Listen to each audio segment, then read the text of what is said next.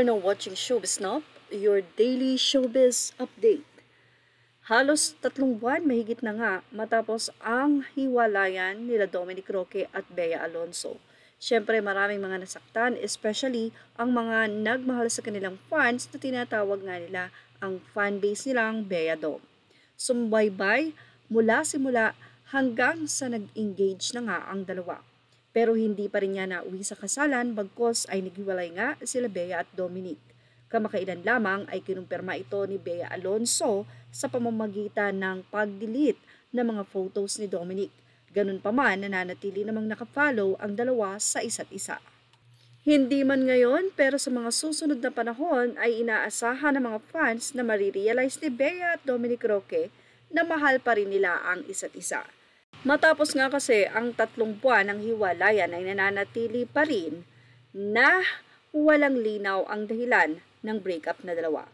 Pero syempre, sa kanila na po iyon. Samantala, may latest update nga ito si Bea Alonzo sa kanyang Instagram. Ayon kay Bea, I haven't met the new me yet, but I think she'll be alright.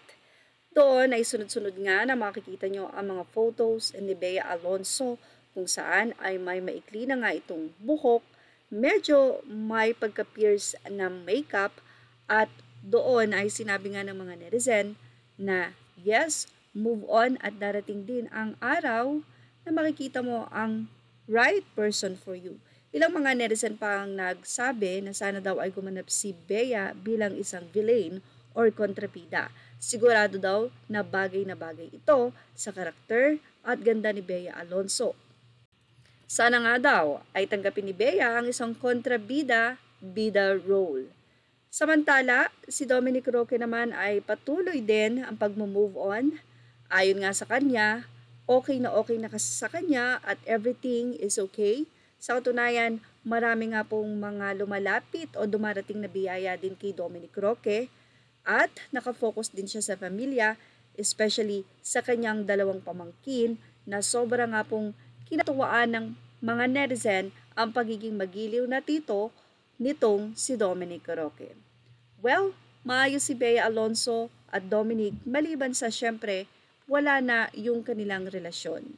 At umaasa nga ang marami na magkabalikan ng dalawa dahil perfect daw si Bea at Dominic Roque para sa isa't isa.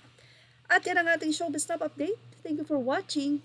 Please like, share, and subscribe. Images are all credit to the rightful owners.